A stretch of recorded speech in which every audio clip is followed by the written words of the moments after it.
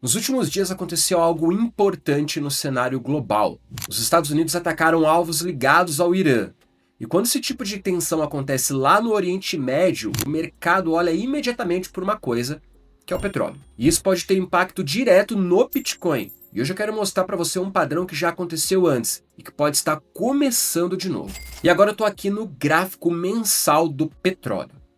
E tem uma coisa muito interessante acontecendo aqui, tá? Ele está em um padrão que acontece basicamente em 3 etapas, que a gente chama de Power of Three. Então aqui nessa primeira etapa, que é essa caixa cinza aqui, nós tivemos um movimento que a gente chama de acumulação. Ou seja, o preço do barril do petróleo passou andando lateralmente muito tempo, e isso daqui demonstrava que os players estavam acumulando. As ordens de compra estavam absorvendo as ordens de venda. Só que geralmente o movimento de acumulação, ele cria liquidez aqui abaixo, que as pessoas compram nessa região e elas precisam de um ponto de posicionamento de stop loss. Como aqui era o último fundo, geralmente o stop loss delas ficam aqui. Então, o que a gente tem abaixo da acumulação? Liquidez, né? Concentração de ordens baseadas no stop loss. E o próximo movimento que daí o preço faz é o movimento de manipulação.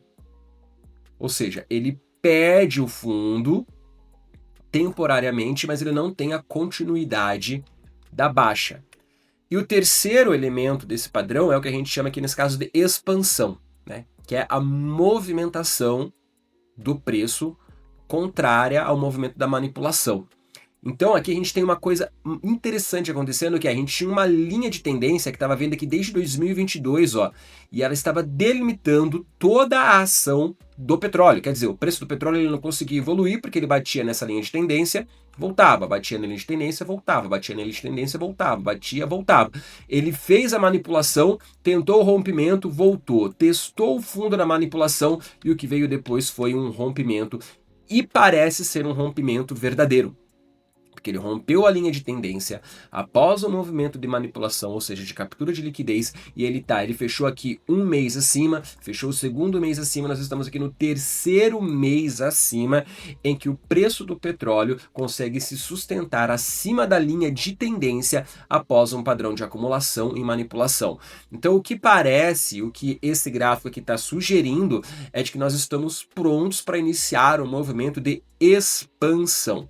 E nesse movimento de expansão nós temos 2 pontos que são bem importantes. O primeiro deles é aqui na região dos 94, tá? Que seria a próxima resistência, a próxima zona de oferta importante, mas uma região mais importante ainda, que é essa região aqui, ó. Basicamente aqui entre os 110, 120 aqui, ó, é uma região muito importante, tá? A gente vai entender no decorrer dessa análise por que essa região é importante, e as coisas elas começam a ficar interessantes olhando a perspectiva do preço a partir desse patamar aqui de 120, 130, tá? Então quando a gente projeta o movimento de expansão, nós temos primeiro essa região aqui que vai agir como uma resistência, mas a região mais importante e o preço rompendo aqui, que é a projeção principal, seria toda essa região aqui entre os 110 e 120 aqui, tá? E quando o petróleo sobe, não é só a gasolina que fica mais cara. O transporte fica mais caro, a produção fica mais cara, os alimentos ficam mais caros. E isso pressiona diretamente a inflação no mundo inteiro, porque a energia ela é a base da economia. Agora de volta no gráfico do petróleo, tá? Lembra que eu falei que aquela região dos 120, 130 ali era uma região importante? Então agora a gente vai entender o porquê, tá? Nós temos 2 momentos aqui que são importantes de se analisar: 2008 e 2022. O que esses 2 momentos tiveram em comum? Foram momentos em que os mercados de renda variável corrigiram e nós tivemos aí um período mais de recessão, né? Um período mais de crise para os mercados de risco, tá? E aqui o comportamento do petróleo, ele é extremamente interessante, né? Aqui em 2008, né, quando o petróleo alcançou essa região aqui, né, dos 130, 120 por unidade, o que veio depois, em seguida, foi um movimento de recessão. Isso aqui foi em 2008. Em 2022, a mesma coisa, ó, o petróleo ele alcançou essa região aqui entre 120 e 130 aproximadamente, a mesma faixa de preço que também teve a recessão em 2008 e o que veio depois foi uma recessão. Nesses dois momentos, nós tivemos aqui um estresse do indicador RSI, que é o índice de força relativa. É como se o preço contasse a história do livro que você está lendo, a história não, o capítulo atual do livro que você está lendo, e o RSI é como se ele pegasse todos os capítulos que já passaram e ele fosse montando esse quebra-cabeça dentro da sua cabeça, tá? Então, nos dois momentos nós tivemos aqui o RSI muito estressado, né? Em 2008 aqui ele chegando na região dos 80, em 2022 aqui ele chegando na região dos 73, ou seja, ele já estava em nível que a gente chama de sobrecompra, que é onde a euforia está nos níveis máximos, tá? Então tem agora o segundo gráfico que eu vou colocar aqui para vocês entenderem essa correlação dessa alta do petróleo com momentos de recessão. Então, esse gráfico de linha que a gente está vendo aqui embaixo, que é o gráfico de Nasdaq, tá? Por que eu não estou usando o gráfico do Bitcoin nesse momento? Porque em 2008 nós não tínhamos o Bitcoin. Na verdade, o Bitcoin ele foi uma resposta ao que aconteceu em 2008. A recessão, a crise de 2008, né, deu início ao Bitcoin, por causa de todo aquele sistema monetário que já não estava trabalhando eficiente. Então, quando a gente olha aqui o gráfico de Nasdaq, a gente consegue ver justamente essa questão que eu falei para vocês da recessão. Olha aqui em 2008, ó.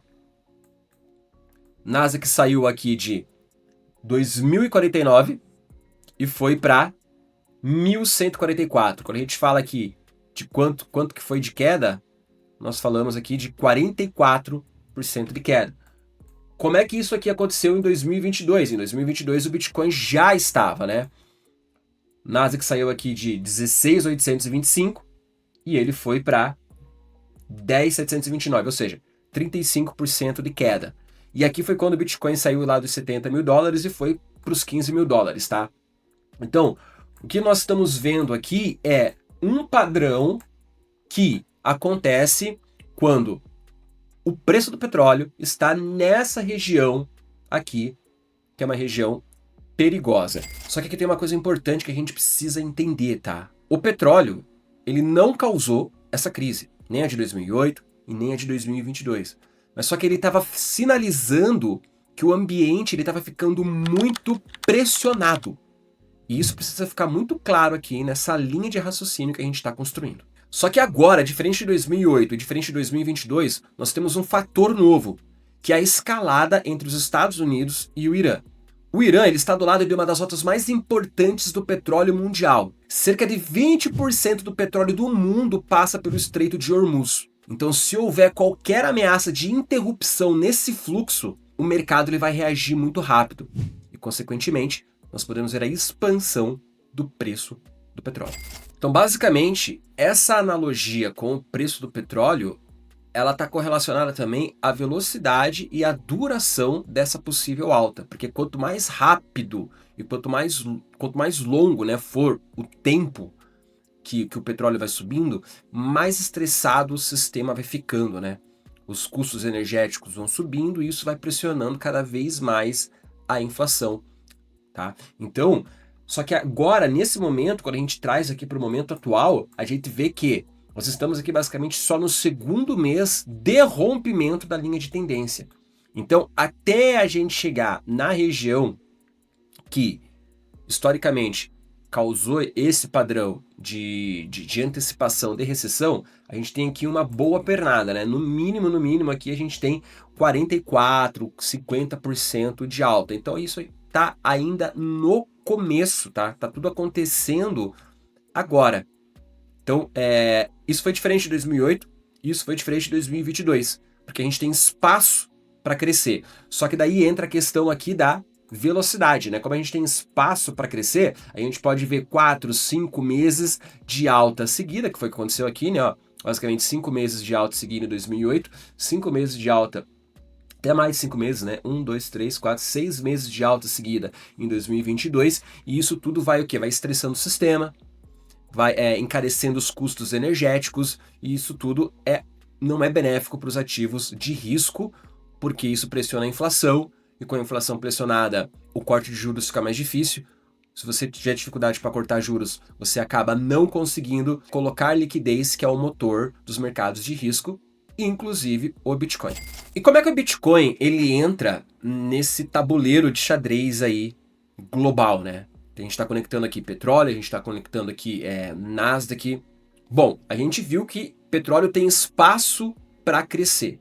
E esse espaço para crescer, ele vai pressionando o sistema aos poucos, caso a tensão lá no Oriente Médio se escale. E é isso que conecta diretamente com o BTC. Tá? Vamos dar uma olhadinha lá no gráfico agora. Estou aqui no tempo gráfico diário do Bitcoin, tá? Então a gente já vem falando nas nossas últimas análises aqui na Spider que o Bitcoin ele estava construindo um possível fundo aqui nos 60 mil dólares. Hoje a gente está vendo aqui a possibilidade do rompimento para cima, confirmando que esse fundo aqui foi estabelecido. Só que esse fundo ele tem duas possibilidades. Ele tem a possibilidade de ser um fundo local, ou eles têm a possibilidade de ser um fundo global. O fundo local é aquele que você não renova as máximas históricas, você continua o movimento de queda, e o fundo global é aquele fundo que você estabelece, que esse cara é como se fosse o fundo de um ciclo de baixa, e daqui para frente é só rompimento de topo histórico. E a gente vai correlacionar agora justamente o petróleo e Nasdaq com o gráfico do Bitcoin. Por quê? Nós temos aqui todo esse movimento de queda, que começou aqui nos 126 mil, que foi o topo até o momento, e foi até os 60 mil dólares. Então, o que a gente tem aqui? A gente tem uma possibilidade de uma onda corretiva de todo esse movimento de baixa. Aqui ele fez um pivô de baixa, né? Topos mais baixos com fundos mais baixos, só que em algum momento, em um tempo gráfico maior, por exemplo, como o mensal, se eu colocar aqui no tempo gráfico de um mês, todo esse movimento aqui é um movimento único de queda. Ele não tem aquele movimento de pivô. Logo, em algum momento, o tempo gráfico mensal ele vai precisar construir esse movimento de pivô. Ou seja, um topo mais baixo do que o topo anterior, para depois ele tentar entender o que vai fazer. E é aqui que as coisas ficam interessantes, tá? Porque esse movimento agora de 60 mil dólares e essa alta que a gente está vendo, ela pode ser o início desse movimento aqui que vai corrigir toda essa queda. Só que a continuidade desse movimento de alta, ela pode estar muito ligada com o movimento do petróleo. Porque se o petróleo, por exemplo, se as tensões lá no Oriente Médio enfraquecerem, ficarem controladas e nós não vemos esse avanço no preço do barril do petróleo, existe uma probabilidade grande desse cara aqui ter sido um fundo global, porque nós não vamos ver o quê? A economia pressionada através de custo energético e o preço do barril do petróleo não vai chegar lá naquela região que fez com que Nasdaq caísse nas duas últimas ocasiões, 2008 e 2022. Logo, nós temos a maior possibilidade de ter encontrado esse fundo global e é daqui para cima, uma coisa conectada à outra. Porém, se nós vemos a escalada ou vemos o preço do barril do petróleo por qualquer outro motivo continuar subindo, né, mensalmente, 5, 6 meses seguidos, pressionando cada vez mais o sistema, encarecendo cada vez mais os custos energéticos, nós podemos ver a alta do Bitcoin, com certeza, porém, para corrigir todo esse movimento de baixa aqui, para depois continuar a queda, porque o que vem depois que o preço atinge aquela região de 130, 120, com o RSI muito estressado, vem ali uma correção de Nasdaq e o Bitcoin ele é 100% correlacionado a Nasdaq, porque são setores de tecnologia e porque ambos são ativos de risco. E quando nós temos um sistema inflacionário sem o estímulo da liquidez, os ativos de risco são aqueles que mais sofrem. Ok? Então, a gente tem agora aqui a possibilidade de dar continuidade nesse movimento de alta aqui no Bitcoin no curto prazo. E quais são as regiões importantes que nós temos que estar de olho aqui pro Bitcoin, tá? A primeira região é essa aqui, ó.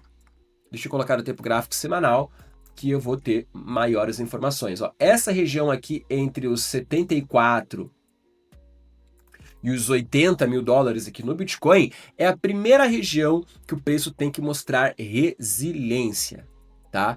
E a segunda região que ele vai encontrar dificuldade seria a região aqui dos 80 até os 86, tá?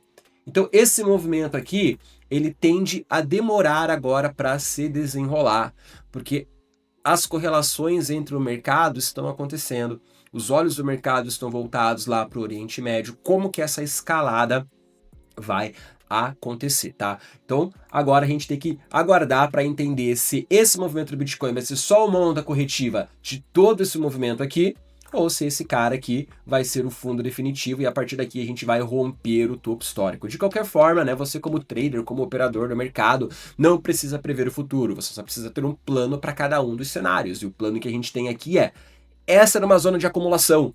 Agora, a gente tem que observar como que vai ser a reação nessas zonas de oferta para a gente decidir se a gente distribui ou se a gente continua dentro do movimento. Então agora, gente, tudo depende de uma coisa, que é se o petróleo continuar acelerando em direção aos 120, 130 dólares, o cenário macro ele começa a ficar mais perigoso para os ativos de risco. Mas se o petróleo perder força antes disso, essa analogia com 2008 e 2022 ela simplesmente deixa de existir. Basicamente, agora nós temos algo muito claro para observar. Petróleo, tensão no Oriente Médio e comportamento de Nasdaq, tá? E o Bitcoin, ele tá no meio dessa equação. Então, nos próximos meses, o petróleo pode nos dizer muito sobre o que vem pela frente nos mercados. Por enquanto é isso, tá? Até a próxima, gente. Espero vocês aqui na semana que vem com mais um vídeo de análise do mercado. Tchau, tchau.